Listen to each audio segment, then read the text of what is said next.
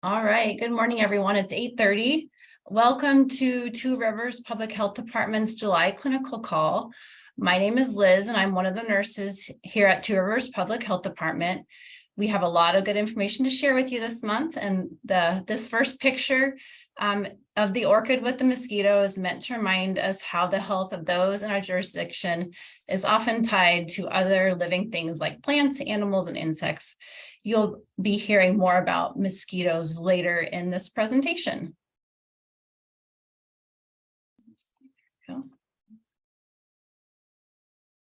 Two Rivers Public Health Department serves almost 100,000 individuals in 7 counties that cover approximately 4,624 square miles. These counties include Buffalo, Dawson, Phelps, Kearney, Harlan, Franklin, and Gosper counties.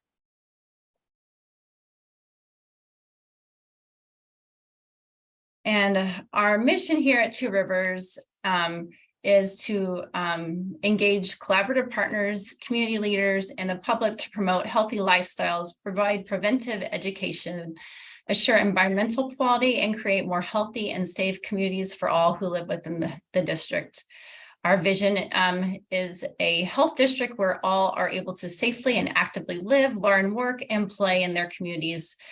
Two Rivers Public Health Department facilitates collaborative partnerships and unique approaches that educate, empower, and engage local community partners, health providers, political decision makers, community leadership, and the public. So, goal: healthier communities for all. And this is just a slide of our nursing team here at Two Rivers Public Health Department. All right. So one of the topics that I'll talk about today is the reemergence of pre-pandemic levels within the foodborne illnesses in the United States.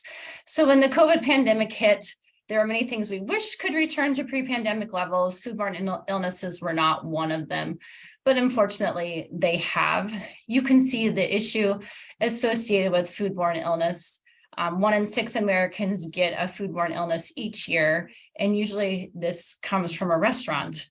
They cost the United States about $78 billion a year and result in over 3,000 deaths. So the question is, why are they up to pre-pandemic levels? Many COVID-19 pandemic-related factors influencing enteric disease transmission, detection, and reporting ended by 2022. The incidence of infections caused by pathogens transmitted commonly through food during 2022 generally returned to levels observed during that pre-pandemic period of 2016 to 2018. So efforts are needed to be made to implement strategies to reach national prevention targets and lower the prevalence of enteric infections. Also, a better understanding of reasons for decreased incidence of foodborne infections during the COVID-19 pandemic, and they're looking at the years 2020 through 2021 that were not sustained during 22, could help guide the creation of additional mitigation strategies. So this time of year, ticks can be kind of a nuisance. A tick bite can occur year-round, but they are most active during the warmer months of the year. It is important to not only know what ticks are most active in our jurisdiction, but practice preventive measures to minimize tick bite risk. So before going outdoors, know where to expect ticks and what you can do to avoid them. Treat your clothing and gear and use EPA-registered insect repellents. A good reminder about these repellents is that with the oil of lemon eucalyptus and parabenthane dial, you should not be used on children under 3. When you come indoors, check your clothing, gear, and pets for ticks. Showering within 2 hours of coming indoors has been found to reduce one's risks of some tick-borne illnesses. Also, check your body for ticks after being outdoors. The graphic on the slide shows some of the more common areas on the body where ticks are found. This summer, Two Rivers Public Health Department has collected ticks in both Buffalo and Dawson counties at Fort Kearney Recreational Area and Gallagher Canyon Recreation Area. The American dog tick, which is the the picture of the top left tick and the Lone Star tick, which is the bottom left tick, were both found. A future goal is to collect in each county in the jurisdiction if funding will allow. Some of the human diseases associated with American dog tick include tularemia and Rocky Mountain spotted fever. Lone Star ticks can carry alpha-gal syndrome, which is also known as the red meat allergy, and bourbon virus disease, among others. We've had some calls recently at our office regarding Lyme disease. Lyme disease is transmitted by the black-legged ticks, also known as deer ticks, which is in the picture on the top right of the slide. And they are currently only located in the eastern part of the state. This is important to keep in mind when evaluating a patient for tick-borne disease. Want to talk about travel and maybe where their pets have been when it comes to doing those assessments. So another nuisance often during the summer can be a mosquito. West Nile virus is not new news. It emerged in 1999. Unfortunately, it continues to plague our district, especially during the summer months. Generally, one becomes infected by being bitten by an infected mosquito. Rarely it is spread through blood transfusion, organ transplant, or mother to baby during pregnancy, delivery, or breastfeeding. 80% of people exposed are asymptomatic. About 1 in 100 people infected develop severe illness affecting the central nervous system. Headache, neck stiffness, stupor, disorientation, coma, tremors, convulsions, muscle weakness, vision loss, numbness, and paralysis. Unfortunately, there is no cure.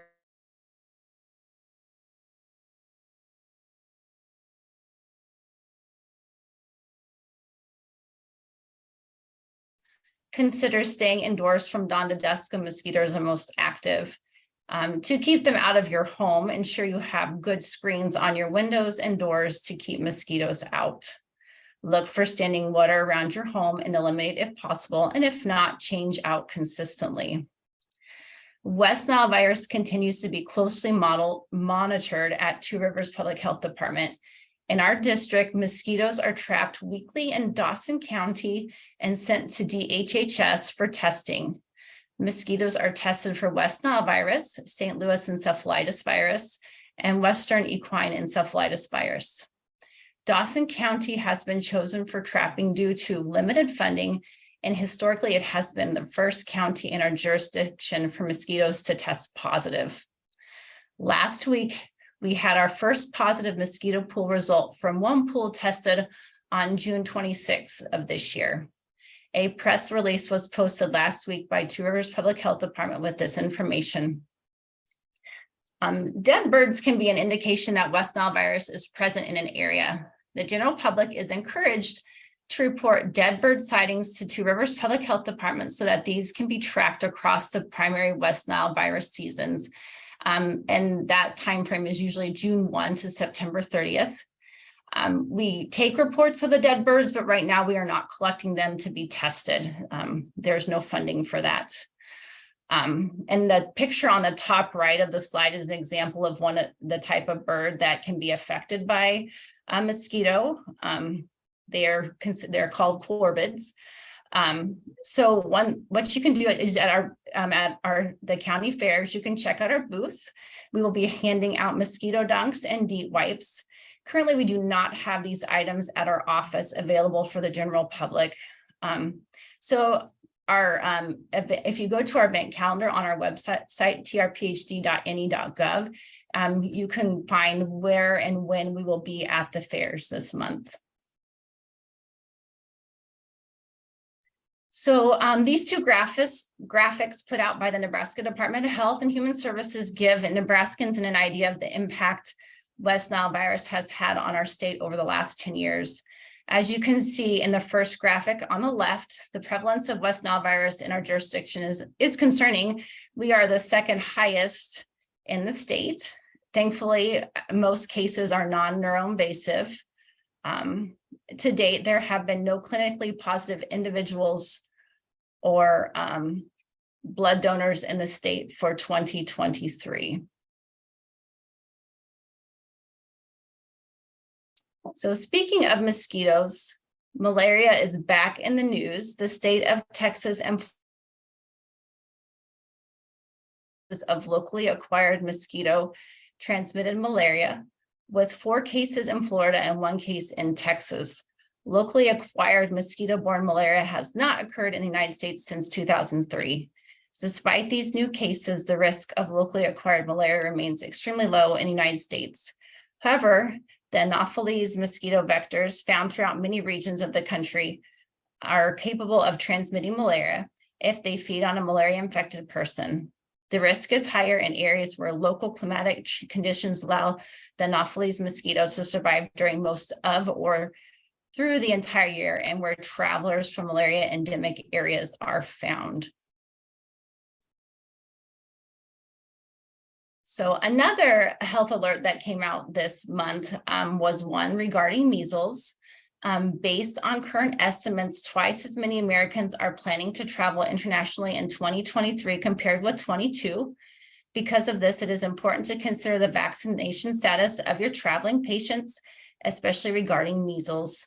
Measles is extremely infectious. One person can infect 9 out of 10 of their unvaccinated close contacts. To date, there have been 16 confirmed measles cases in the United States, which is an increase from the 3 cases that were confirmed by this time last year. To prevent measles infections and spread from importation, all U.S. residents should be up to date on their MMR vaccinations, especially prior to international travel, regardless of the destination.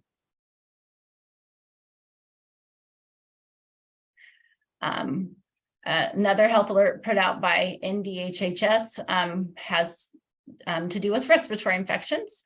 So while respiratory infections in Nebraska resulting in hospitalization and death continue to decline at this time, we should still be on the lookout for other respiratory infections such as Middle East respiratory syndrome coronavirus and variant influenza viruses. The Middle East respiratory syndrome coronavirus is a travel-related illness that is related to the annual pilgrimage to Mecca, Saudi Arabia. This year, the pilgrimage took place from around June 26th through July 1. Generally, symptoms present 2 to 3 weeks after exposure.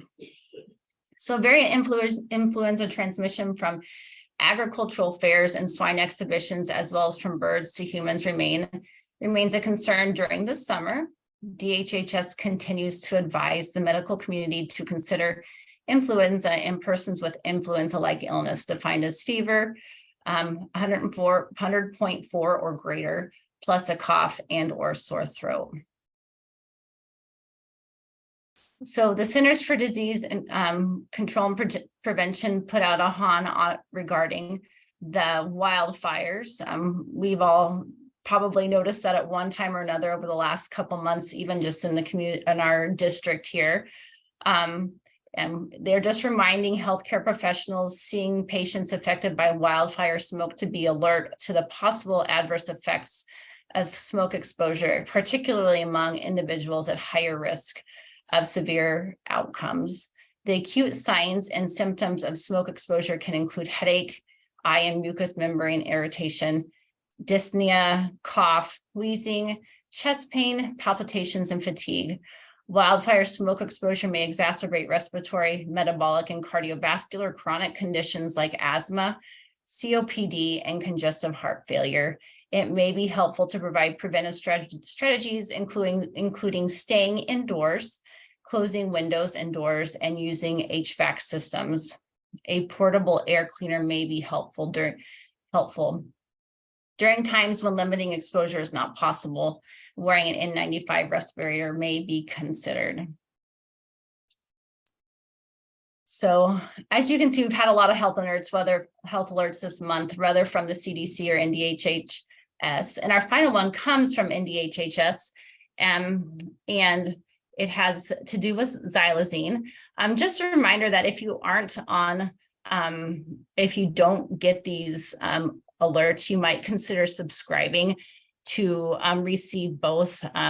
You can go to both the CDC and the NDHHS websites to receive those alerts. Xylazine is a tranquilizer that has been increasingly found in the United States illicit drug supply and is linked to overdose and death. At the completion of this presentation, we will make an educational handout available regarding this Xylazine, as well as this PowerPoint presentation will be available. Xylazine is a non-opioid sedative or tranquilizer that is approved for use in veterinary medicine. Because of this, it is not classified as a controlled substance. You may hear it called tranq or tranq dope. Some of the side effects include sedation, difficulty breathing, dangerously low blood pressure, slowed heart rate, wounds that can become infected, severe withdrawal symptoms, and even death. So people use Xylazine commonly with opioids, and that just helps prolong that effect. Sometimes they are mixed with a stimulant like cocaine to minimize that effect. In terms of, usually they are injected, but you can also snort them, swallow, or inhale them. Onset is 1 to 2 minutes, and they can last up to 8 hours.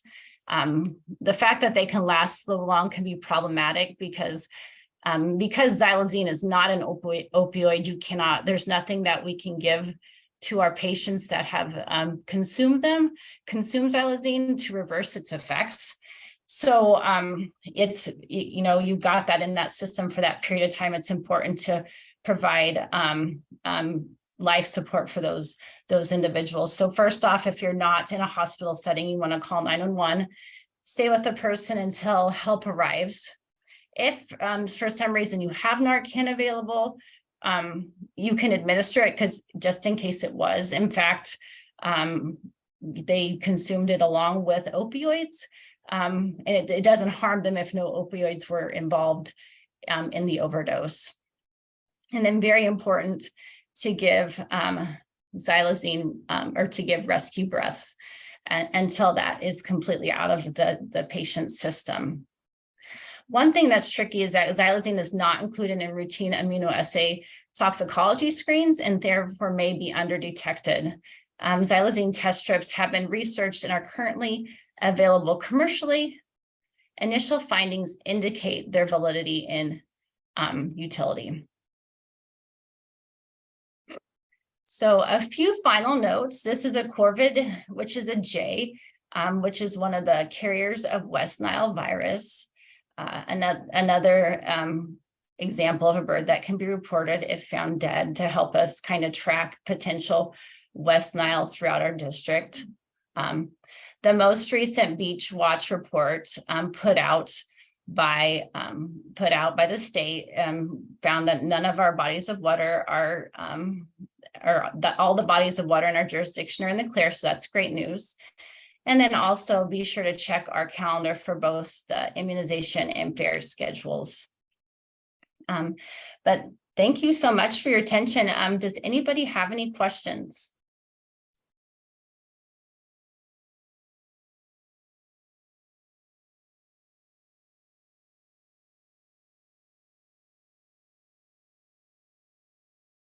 All right, well, thank you so much. Have a great day.